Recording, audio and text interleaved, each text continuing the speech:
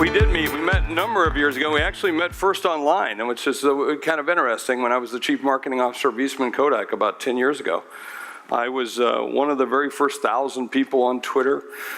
First person ever named a chief blogger, came up with that term. First person ever named a chief listing officer, so we talk about that. You know, I'm a former Fortune 100 officer. I bought and sold over 250 businesses in my career, about 25 billion in transactions. I serve on numerous boards today, invest in a number of companies, and it's always interesting. Whenever I'm on television, I used to have a primetime show on Bloomberg, and somebody came up to me earlier and recognized me because I was also a judge, a celebrity judge on Celebrity Apprentice with Donald Trump for 3 years. So let's just get that out of your system right away. So he's a friend of mine, okay? Let me just say, he is batshit crazy, all right? We get that? But you should get used to calling me ambassador. No, oh, come on, that's funny. I don't give a shit where you're from. That's just good stuff. When you, wherever I'm at, a lot of times I'm in different cities. I do about 160 keynotes a year, and I'm in a room doing a remote link. And everybody likes to ask me about my last big job. About 10 years ago, I left Eastman Kodak, and they would say to me, Jeff, you know, why did Kodak go bankrupt a year ago? And I said, they didn't go bankrupt a year ago. They went bankrupt back in 1975. It just took them that long to catch up. You can imagine what it was like. A gentleman by the name of Steve Sasson sat in a room, and he built, through digital component parts, the very first digital camera. It was a blue box about this big. I know it to be that because I used to have it sit on my desk as an example of the things that we passed up. You imagine what it was like for him when he actually took a photograph of his daughter, put it on the table, and took the very first digital camera and took a photograph of a photograph. And then he ran around to executive after executive and said, look what I've done. I've reinvented the way we do Kodak moments. Look at this, the digital photos. We're going to do this differently. And every single executive said, put it away. Put it away. They would say, we're not in the business of that. See, we're in the business of making this little roll of film that makes 90% profit margin. And we put it in this yellow box, the most recognizable box in the world, most recognizable, most favorable logo and company in the world of its time. When we think about great brands today, and some might say it's Tesla, some might say it's Apple or whatever, nothing compared to what it was for Kodak back at that time period. And they would say, put it away. We're not in that business. They said, we're in the film business. And they were never in the film business. If you think about it, they were in the business of imaging and information, to manage to move images and information. That's what they did. At the core of what they did, they had the only product that people would actually run back into a burning building to save. Think about it. If your house was on fire, what would you do? Now I know that to be true because I have a ranch out in South Dakota, and my house got struck by lightning one day, and the lightning came through the house and actually hit me. I must have pissed somebody off or something, man. And I'm laying there and I can't hear, I can't see. As I wake up, my wife is running by with a box of photographs going, are you okay? Are you okay? True story, just so you know where you stand, guys. You know, to be here and to share with you about driving change, and I'm going to refer to some of Oren's comments because I want to tie it into it. It kind of reminds me of the first time I met my wife's great-grandmother. Now, my wife is 5'1", about 105 pounds. I'm 6'3", 200 and some odd pounds, all right? And Grandma Agnes is even smaller than Tammy. She's 4'11". And I met her for the very first time. And she looked up at me, and she looked at Tammy, and she looked up at me, and she looked at Tammy. And she turned back and said, isn't he bigger than necessary? So I want to talk to you about driving change today. It used to be that we could point to the horseless carriage, the automobile, then to electricity, and then to the telephone, and then to TV and radio, and think those were big. We're at the crux of some of the biggest, newest things we've ever seen in our lives. crypto, blockchain, AI. I mean, we're seeing stuff we've never seen before. Opening it up for everyone, are we fucking nuts, right? The way in which we'll look at money. I usually carry about $1,000 in my pocket, of 50s and 100s. This is it. Or would you like this? Choose. Anybody like to choose? Would you like this or would you like this? You want to say this, and you would be right. Because this morning I put $53 million on this cold storage device. Who would have thought that I could walk around with a device like this with that much money, and then and I left it on the breakfast table this morning in the restaurant, right? We're driving change. And in that driving of change in the way in which we do the crowdsourcing, the way in which we do these things, we have to start to think about how we're going to operate, how it's going to change our businesses. One of the shows that I have is called The C-Suite with Jeffrey Hayzlett. In that show, I take people into the boardrooms of companies where 99% of the people who work for the companies never get to go.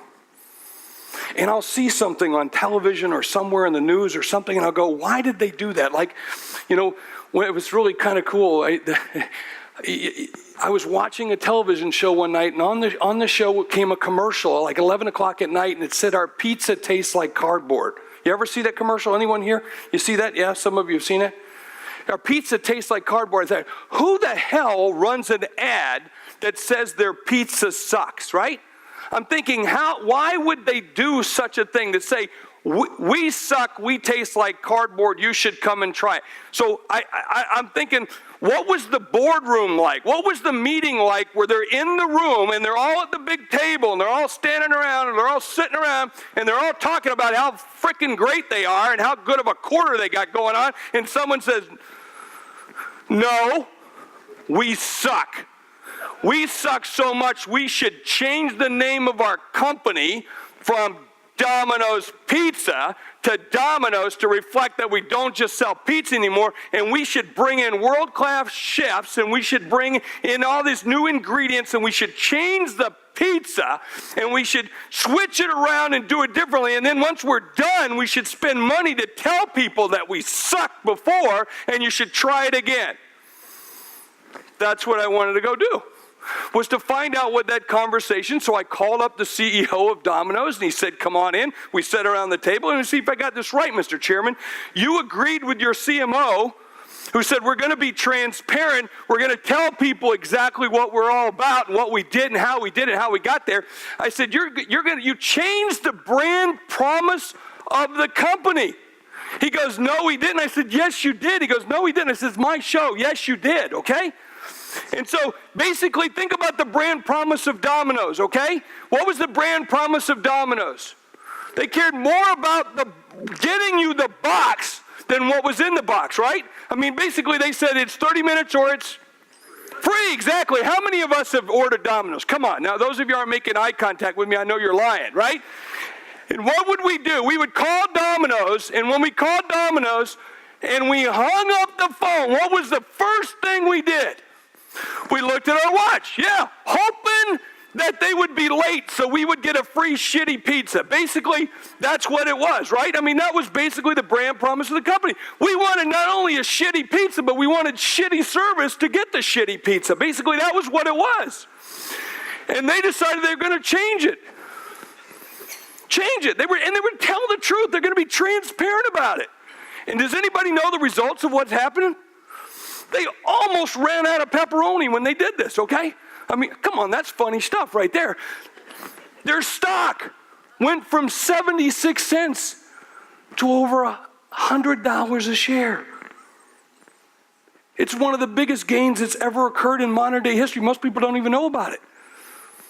Because they told the truth. And they're doing it again. They're doing it with the phone. Have you seen the thing with the phone now where you can order it online? You could order your own pizza and match it and build it and so forth. Awesome. By the way, help me. Let's don't screw this up. As marketers, as people in business, don't screw up the phone. We screwed up email. Do not screw up the mobile phone is the most personal device there is in the history of the world, right? You know where your phone is more than you know where your children are. No, think about it. You lose your kids and your phone in the mall at the same time. Which one are you going to go looking for first? Right? Yeah. You can find the phone and call the kids, right? Being transparent. Holy crap. And the other thing we're going to have to learn as business people is to take risk. To allow things to happen. To do things a little differently. Not to always have a tight control on everything. I was in one of the biggest fights in business history. We called it the inkjet wars, where we decided at Kodak to get into the business of inkjet printers, the small desktop inkjet printers. We were in the big business. We had printers the size of this stage, but we decided to get into the small business. Because of our imaging science and material science background, we owned all the patents on that anyway. We were experts at it. And so we decided to get in and go to have competition with the biggest player in the market. You know who they are. Now, I can't tell you their name, okay, because of legal issues. So I can't tell you their name. I'll just refer to them as Big Ink, okay? Big Ink, all right? They made $9 billion last year, $9 billion off of little tiny inkjet cartridges, okay? Just $9 billion in profit off of inkjet cartridges. Basically, their model is, you know who they are, you know what it's about. They take the printer off the shelf and give it to you for free, and the ink is behind the counters locked up. You know what I'm saying? You know what I'm talking about, right? So basically, that's their model. We decided what we're going to do is a fair price for the printer, get our money up front, and then half price for the ink, and we'd still make a killing, okay? Seriously, ink. You know, it's more, I think about how expensive. It's more expensive than human blood, okay? Ink. No, you remember, listen, I was watching the news last night. They're talking about the price of oil. Bullshit. They should talk about the price of ink, okay? I'm telling you.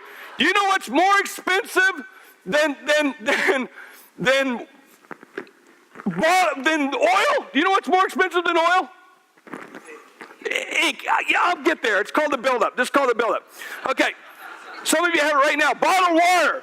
Bottled water is more expensive than oil per ounce. Do you know what's more expensive than bottled water? No, not yet. Okay. Some of you had it for breakfast this morning. Vodka. Yes, vodka. Okay. Vodka, and if you had too much, you had a really good year, it's more expensive than vodka. Champagne. If you had too much champagne, you might need some life-saving penicillin. But if you took penicillin, champagne, vodka, bottled water, and oil, add them together times 10. Ink! In the U.S. last year when oil was like $4, gas was $4 a gallon. We were kind of pissed here. We were upset, right? And you had a 20-gallon tank. It cost you $80 to fill your tank. And we were outraged. Do you know what it would cost you to put ink from Big Ink in the gas tank of a car? Anyone want to guess? Come on. $2,000, not even close.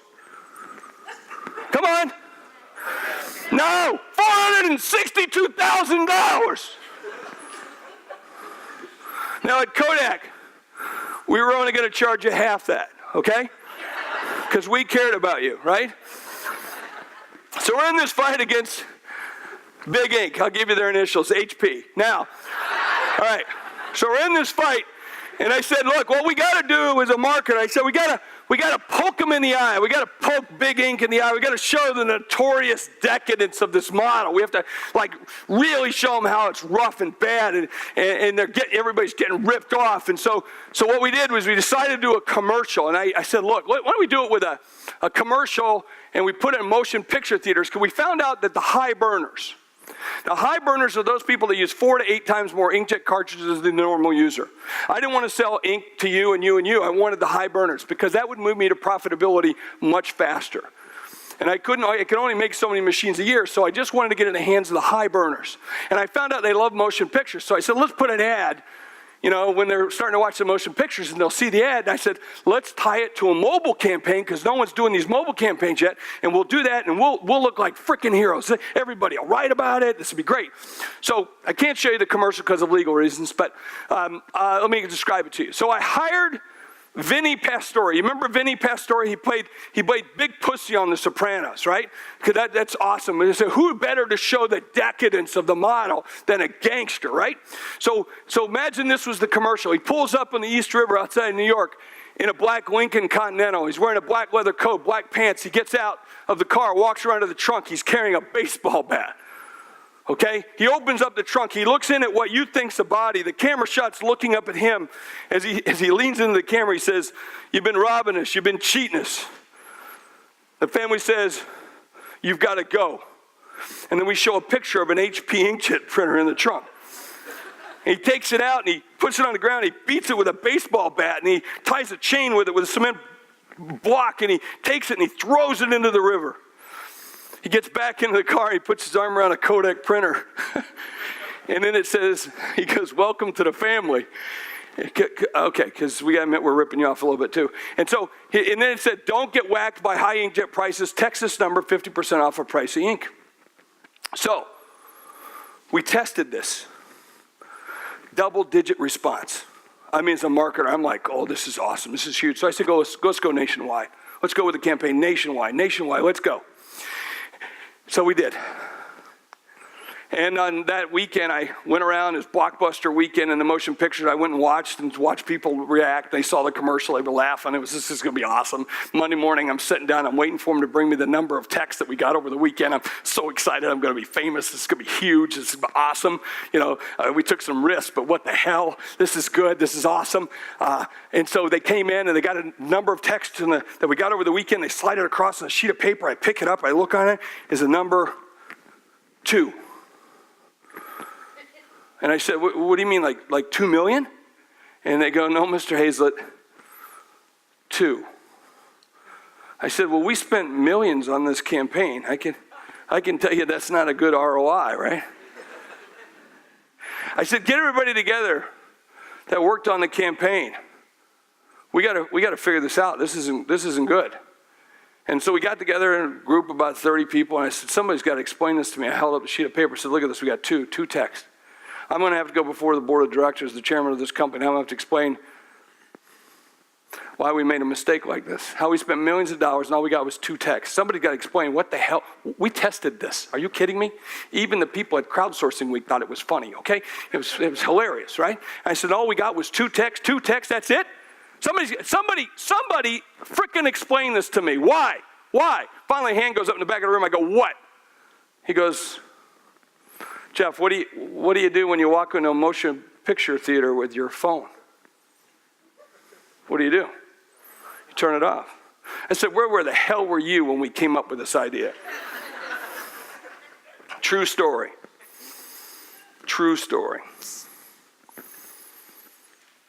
We made a mistake. But I turned to everybody there and said, no one's going to die. No one's going to die. We blew it. Now figure out how we take this great asset and turn it into something that really works. Let me leave you with just this. Orrin talked about governance, talked about risk, talked about transparency. One of the biggest things that we need to do is define what we call our conditions of satisfaction, that governance that he talked about. What it is that we want to do and how we want to do it. I now lead a new organization called the C-Suite Network. And about 1.5 years ago, I inherited another club called the Hero Club. Back in 1998, a gentleman by the name of Rob Ryan sold his company for $20.4 billion. And when he sold that company, he decided to make sure that everybody else shared in the rewards of that transaction. And he set aside a percentage of the company for everybody in the company, making the single largest number of millionaires ever created in one day. It's never been surpassed. In fact, it's the biggest tech transaction that's ever occurred up until December of 2016 when Microsoft bought LinkedIn for $24 billion. And people used to come up to him and say, Mr. Ryan, you don't know me, I'm the janitor, but I can send my kids to college. You're my hero. Or I'm the night watchman and I can pay for the operation for my mother-in-law because she has cancer. You're my hero. And so he decided to put together a group called the Hero Club. And we've changed it a little bit since then. We make it more value-based. We put the rules around it. We decide that you must be this tall before you can get in. You have to sign a pledge that says you will adhere to making sure that you take care of the people that got you there. So my advice to you is to think very strongly as you raise the money, as you decentralize the system, to think about what are your conditions of satisfaction. It's been a pleasure to be with you today. I'm going to be back on the stage a little bit later with a couple of others, and we'll do a panel, and I'm going to have a lot of fun. So Thank you very much, Jeffrey. Thank you very much, brother. Jeffrey. Good to see you. Awesome. Thank you, brother. Thank you.